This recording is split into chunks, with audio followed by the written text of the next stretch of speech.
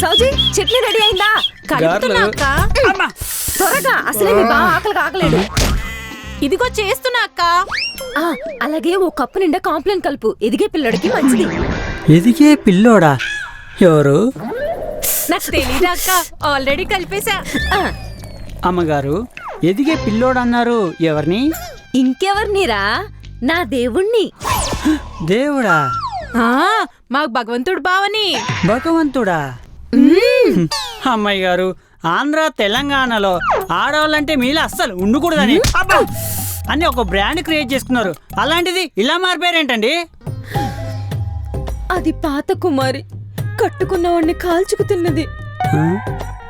అది పాత సౌజన్య, బావనెంతో బాధించింది. మరి ఇప్పుడు ఉన్న ఎవరు? కొత్త సీజన్ లో కొత్తగా మారిన కొత్త వాళ్ళు. అర్థం కాలేదు. పతి కోసం ప్రాణాలిచ్చే పతివ్రతం నేను. బేసిక్ గా బావ మధ్య బావ బతుకు కోరుతాడు, కానీ ఈ సీజన్ లో మర్దలు కోరుతుంది. ఎన్ని కష్టాలు వచ్చినా సంసారాన్ని గుట్టుగా నడపాలని గట్టిగా నిర్ణయించుకున్నా. అక్క అడుగు జాడల్లో నడవాలని నేను నిర్ణయించుకున్నా. అయితే ఈ సీజన్ లో పెళ్లి చేసుకోవాలని నేను నిర్ణయించుకున్నా.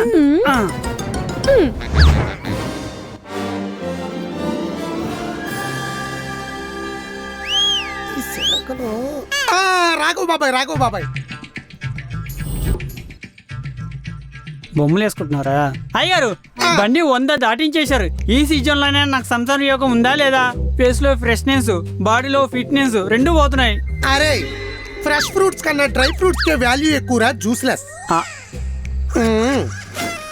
ఫ్రెష్ ఫ్రూట్స్ దొరికితే అమ్మని మింగేయట్లేదు, వాటిని బాగా ఎండబెట్టి ముక్కల కింద కొట్టి పిండి చేసుకుని పాలల్లో కలుపుకుని తాగేస్తున్నారు. అర్థం కాలేదా? యవ్వనంలో ఉన్నావని అమ్మాయిలు ఎమ్మటపడిపోతారనుకుంటున్నావా? ట్రెండ్ మారిపోయింది. నీ యవ్వనం మొత్తం వాళ్ళ వెనకాల ఎండలో తిరిగి, నీ బాడీలో బలమంతా వాళ్ళ చాకరీకి కరిగి, నీ నరాల్లోనూ ఉన్న పొగరంతా ఇరిగాక అప్పుడు ఆలోచిస్తున్నారు ఇది మనకు కరెక్ట్ కాదు. Late marriage latest fashion. ఇంకా లేట్ చేస్తే బండి క్యారేజ్కి వెళ్ళిపోద్ది. అప్పుడు అసలు ఫ్రూట్స్ తో పనే ఉండదు. ఫ్రీజింగ్ ఎగ్ అని పిల్లల కన్నా మానేస్తున్నారు. ఫ్రూట్స్ పాడైపోకుండా ఫ్రిడ్జ్ లో పెట్టుకో.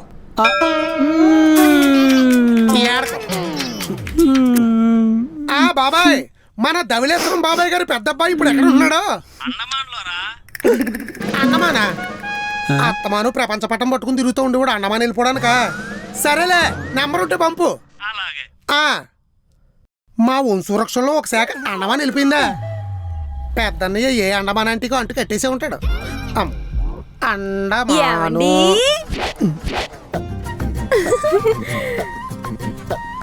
ఇది బావా, ఇది నేను, ఇది నువ్వు.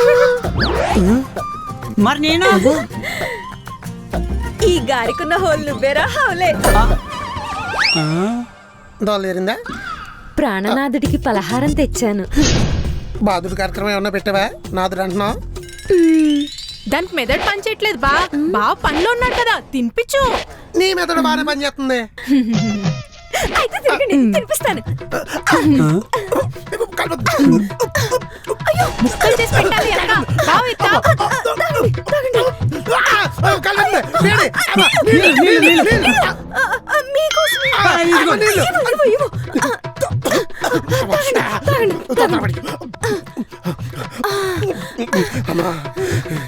ఏమైందే మీకు? కొత్త సీజన్ లో కొత్తగా వచ్చిన కొత్త మార్పు గారు. అవును, ఆఫీసు నుంచి అలసిపోయి వచ్చిన భర్తకు నేను కాళ్ళు పట్టాలి. తండ్రిలా చూసుకుంటున్న మా భగవత్ కేసరికి నేను భక్తురాలని అయిపోవాలి. మిమ్మల్ని బాగా చూసుకోవాలని ఇద్దరు బాగా మారిపోయారండి అయ్యగారు. అంటే నువ్వు నమ్మేవా? చూడు ఎలా చూస్తుందో. మగాడికి మద్యం దొరకట్లేదన్న నమ్మచ్చు, కానీ మొగుడికి మర్యాద దొరుకుతుందంటే నేను అస్సలు నమ్మను. అది ఇది ఎత్తుందంటే, చంద్రముఖిలో ఉన్న చేంజ్ వచ్చిందంటే నమ్మచ్చు, కానీ దీని ముఖంలో మార్పు వచ్చిందంటే అస్సలు నమ్మకూడదు. తీవ్రవాదుల కన్నా తీవ్రమైన ఆలోచనలను అతి ప్రమాదకరమైన అంతర్జాతీయ ముఠారా ఈ ఫ్యామిలీ. తెలియక నేనైపోయా బలి. ఇప్పుడు కూడా గుడ్లు వెనకలేదు గూడు పొటనే ఉంటది.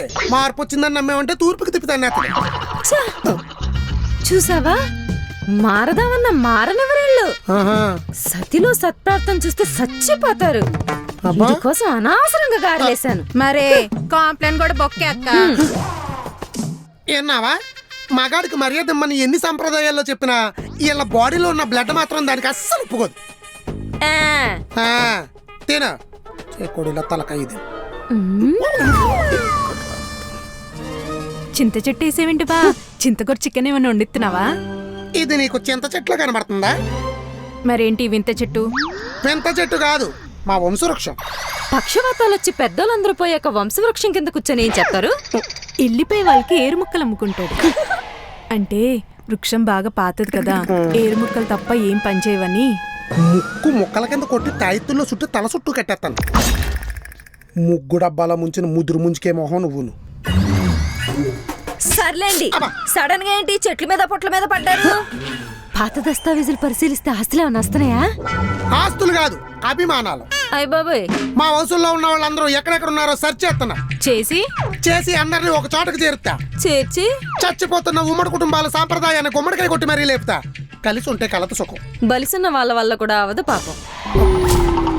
మరి ఖాళీగా ఉంటే పొద్దున్నే పార్ట్ టైం కింద ఏ పాల ప్యాకెట్ లో వేసుకోండి, పైసలు అన్నా వస్తాయి. అంతేగాని ఇలా అందరినీ కలుపుతా అంతరించిపోతారు, వాటిని మేలు కలుపుతా అంటే వచ్చేసి ఊడ్చేసిపోతారు. అప్పుడు మనం అంతరించిపోతాం.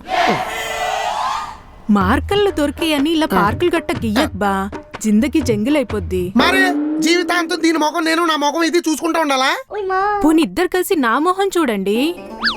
నువ్వు పెళ్లి మానేసి గుమ్మానికి కట్టిన పట్టికలా ఈ ఇంటిని అట్టుకుని ఎలాడతావా? అయితే పిల్లలకని వాళ్ళతో మీరే ఎలాడండి? అది చెప్తుంటేనే కదా అర్థం పర్థం లేకుండా అట్టమైన రేజలు అన్ని చెప్తుంది. ఏ ప్రాబ్లం ఏం లేదు, హ్యాపీగా పిల్లల్ని కనొచ్చని డాక్టర్ కూడా చెప్పాడు కదా. ఫిగరా కాదు, పొగరు.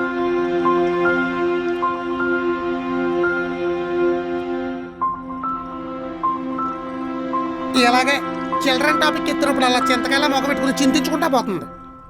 నువ్వెక్కువ చింతించకు, నేను వెళ్ళి కనుక్కుంటా. కనుక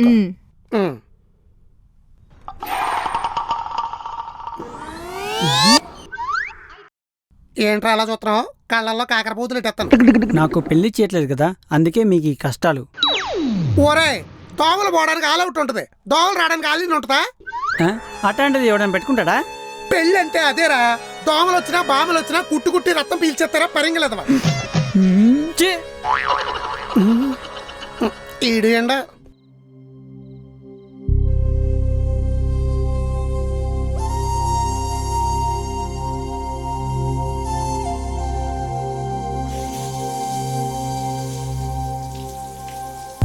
ఇన్నాళ్ళు అంటే పిల్లలు పుట్టడానికి నీలో ప్రాబ్లం ఉంది. ఇప్పుడు హ్యాపీగా పిల్లల్ని కనొచ్చని డాక్టర్ డిక్లేర్ చేశారు కదా, అయినా ఎందుకే ఆలోచిస్తున్నావు? చూడు, నీ మనసులో నువ్వేం ఆలోచిస్తున్నా బావ అడిగిన దాంట్లో అర్థం ఉంది. అది నిర్వర్తించాల్సిన బాధ్యత నీకుంది.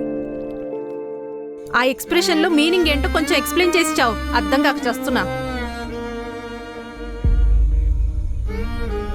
నీకు నోరు ఎక్కువ, బాధ్యతకి బరువు ఎక్కువ. అందరూ 9 నెలలు మోసే బరువునే చూస్తారు గాని పెంచే బరువును మాత్రం ఎవరూ పంచుకోరు. తండ్రికి బాధ్యత లేదంటావా? అన్నీ వదిలేసి పిల్లలకి అన్నం పెట్టడానికి పరిగెత్తే తండ్రులు ఎంతమందిని చూసావు? కడుపు తిప్పికి ఓపిక తక్కువ, ఇంకొకరు చేసేదాకా ఎదురు చూడలేదు, కంగారు పడిపోద్ది. అయినా పెంచే స్తోమత లేనప్పుడు కనే హక్కు లేదు. అది కాదే.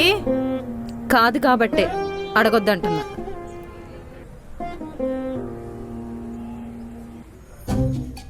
ఏంటో ఏం అర్థం కావట్లేదు.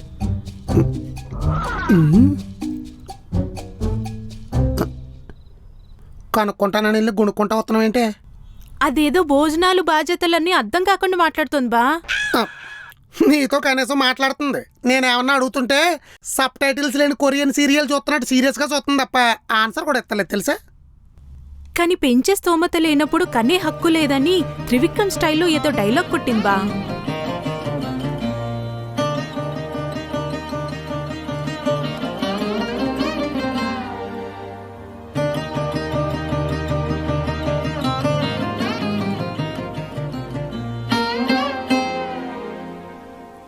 మీ చింటుగాడు వచ్చినా ఏం బీకలేడు, అర్థమైందా?